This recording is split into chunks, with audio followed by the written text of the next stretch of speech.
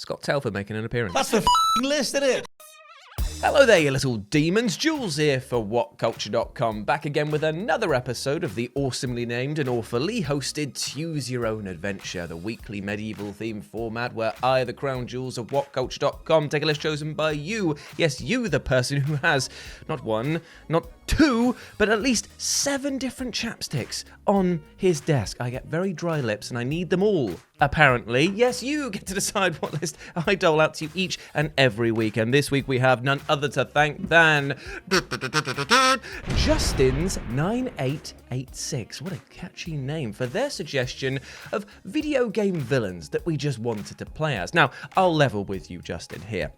Come closer. It's just between me and you. Everyone else can just tune out for a little bit here. Now, we've done a fair few lists like this before, all right? Okay, I didn't want to repeat the same ground too many times. So what I thought I'd do is just tweak it a little bit. I hope that's okay, because we're going to be looking today at video game villain abilities that you wished that you got your hands on. Because sometimes the big bad, or even just some of the regular enemies, have powers, weapons, and abilities that are so freaking cool and useful that we can only lament that we were never able to wield them for ourselves. Now, being a hero is great and all, but wouldn't it be better to be a hero with all of the crazy powers we're about to detail today? Of course it would be. So let's have a chat. As I'm Jules, this is WhatCulture.com, and these are 8 video games where the villain had better abilities. Number 8, Psycho Mantis, Metal Gear Solid. Now, in fairness, we probably could have done the entire list just based on Metal Gear enemies, because you fight cybernetic ninjas, you fight all manner of crazy, creepy villains, and they all have abilities that make you go, yes, I would like some of that. Even Fat Man's ability to be able to drink through a massive straw is something that I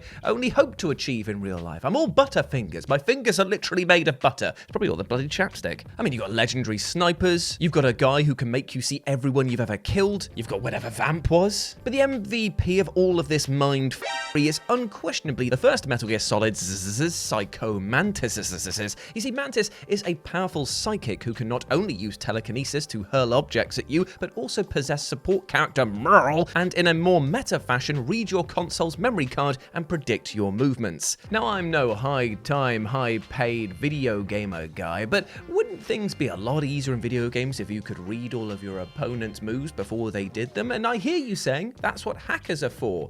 Well, hackers, they tend to dominate most online games at the moment, so they're winning in some sense, even if they're losing in real life. By comparison, Snake's array of weapons and gadgets does seem decidedly less impressive, though he does manage to defeat Mantis in the end by swapping controllers, in turn preventing Mantis from reading his mind. But even in defeat, it's easy to see why Mantis was so fearsome, because the guy's abilities make him such an awe-striking threat to anyone in the vicinity. Sorry, Snake, but even you can't measure up to the terrifying awesomeness of one of the world's most powerful psychics. And you know what? We came this close to actually having the abilities of Psycho Mantis in Metal Gear Solid 2, by the way. I don't know if you knew this. It was actually like a scrapped item. It was called the Mantis Mask, and it would let you read the thoughts of everyone in the room, the vicinity around you, but it was scrapped at the last minute. That is the most Kojima-y thing to do, because it's just like, oh yeah, this is actually pretty cool. Scrap it. Let's talk about beaches instead. Mad Ed. Number 7, Landy, Shenmue III. And now we have perhaps the most deflating example of this gimmick here, as we are going to talk about Shenmue III's Landy, who just kicks your ass all the way up and down the street and you can do nothing about it. Sick. Since the start of the series, protagonist Ryo has been pursuing Landy for murdering his father, and though we haven't seen much of Landy throughout the franchise, he's nevertheless been shown to be an extremely powerful combatant in his brief appearances. And this is most evident in Shenmue, I'll just say it normally, Shenmue III's outrageous anticlimax of a final boss battle, in which players finally get to fight Landy after 20 whole years of waiting. And here's the thing, we were all itching for this fight. After literally decades of waiting, you approach, I cannot wait to squarely punch you in the face. And then he's just there like, hold on, I got a memo here from the developers. That won't be happening, son. Bang!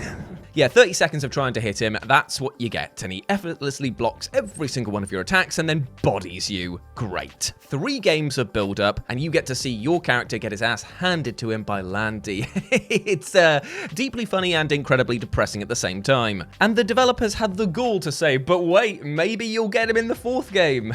The 4th game, I will literally be dead by the time the 4th game comes out, if it ever does, which it won't, because this game was reviewed badly. Number 6, Marauders, Doom Eternal. Well, say it loud and proud, kids. Let's all gather around. Here we go.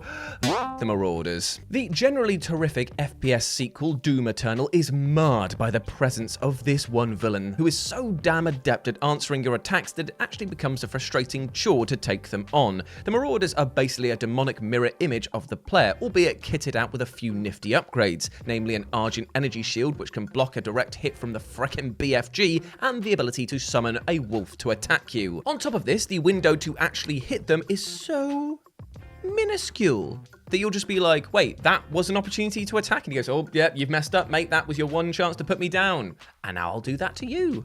It's a brilliant combination of skills for a combatant to have, though, and enough so that it makes it a damn shame that the player isn't able to get that tasty shield or those summonable wolves for themselves, right? Number 5, Varam, Prince of Persia, The Lost Crown. So Prince of Persia, The Lost Crown is 2024's big, pleasant gaming surprise so far. A game that few were particularly excited for pre-release, and yet which has proved itself to be a worthy, unexpected entry into the hit franchise. Now, over the course of the story, it's eventually revealed that the real villain is Vahram, the ultra-powerful leader of the Immortals, and honestly, even once you defeated him at the end of the game, the feeling remains that he actually just had one special ability you wish you had. Because, despite the Prince of Persia franchise all revolving around rewinding time, you don't get that power, but he does.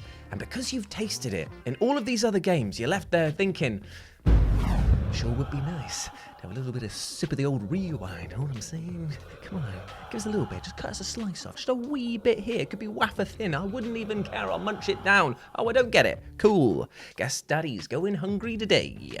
It's an awesome power, and one that players likely would have expected to have for themselves in a Prince of Persia game, and yet it's reserved exclusively for the villain. We can only hope that it might be introduced as a mechanic for Sargon in a potential sequel. Number 4, Dormin, Shadow of the Colossus. Now, Shadow of the Colossus is a unique example on this list because for a brief minute or two, we do actually get a playable taste of the villain's vastly superior abilities. Now, Hero Wanda is nothing if not a scrappy protagonist whose success defeating the 16 Colossi is more about his steely determination and resolve over how well he can wield a sword or bow. But at the end of the game, we find out that, shock horror, we've actually been helping the villain come to power once more, and Dormin just goes, cheers for that, mate, and your reward is that I'm gonna take over your body. And you're like, wait, what? I probably should have read the small print here. And when you fuse together, you become a huge shadowy behemoth, and the player is then given control of Dormin's final form for a brief sequence where you're free to stomp around, pound your fists, and basically be a terrifying giant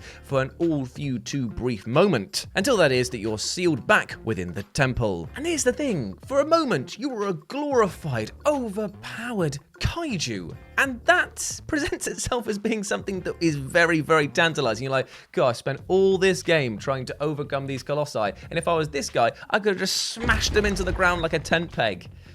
And unfortunately, that's not what we got. Number 3, the Oracle, Fahrenheit. Now, the main villain in Quantic Dreams' Fahrenheit is the Oracle, a Mayan mystic who happens to be countless centuries old and has a ludicrous suite of supernatural abilities, including telekinesis, telepathy, teleportation, invisibility, super strength, and super speed. And though Lucas Kane does become superpowered by the end of this game, it is a pale imitation of this guy over here because, well, he's had centuries to perfect the art. You've just come along and just kind of like, oh, cool, I can now punch through walls. And then he just goes, yeah, but what if I was to throw the wall at you? And you're like, what? You can do that? Brick. The anime-esque battle sees the Oracle largely just block your attack and fling stuff at you from the environment, and in what undeniably feels like a cheat code, even phase out of the physical plane at a moment's notice, only to reappear somewhere else. It's actually more dumb luck than skill that Lucas is able to temporarily disable the Oracle and flee the area, and only in their brief rematch later on is Lucas able to truly get on the Oracle's level. And here's the thing, Fahrenheit is a very, very silly game when it comes to its narrative. But the Oracle is an incredibly prepared villain, one that basically stands aloft and just goes,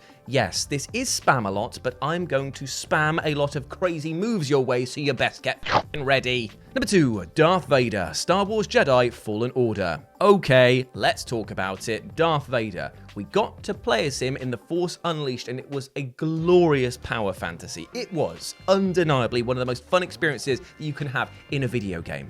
So any time that he appears in any other form, you're basically just left going, oh yeah. Yeah. Like, I love Cal. He's great. I think that he's one of the most fun protagonists they've had in the Star Wars pantheon for a long, long time. But at the same time, is he going to be as good as Darth Vader? No. Not even close. Not even close.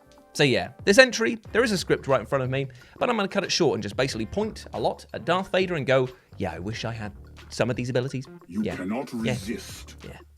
Moving on.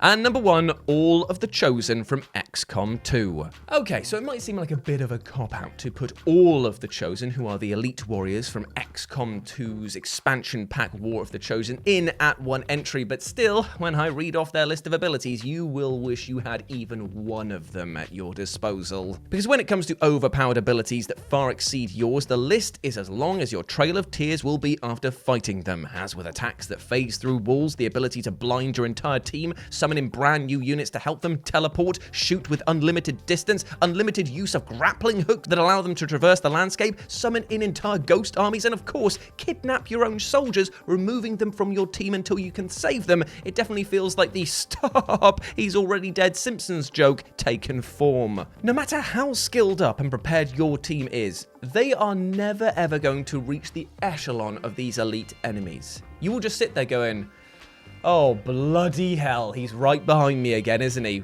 How did you do that? He's like, I'm not telling.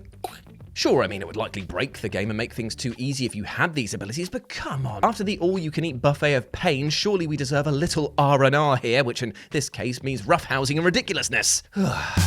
And there we go, my friends. Those were 8 video games where the villain had better abilities. I hope that you enjoyed that, and please let me know what you thought about it down in the comment section below, and put your suggestions for next week's episode down there as well, as I love reading all of the comments and combing through. If you want to follow me on the social medias, you can do so here, and you can follow Si, my lovely editor, over here as well. But before I go, I just want to say one thing. There is one ability that we can all seek to do better with, but we all have access to, and that is being kind to ourselves, all right? You deserve love, happiness, and success, and do not let anything or anyone else tell you otherwise. You are a massive ledge, and you deserve the bloody best. All right? All right?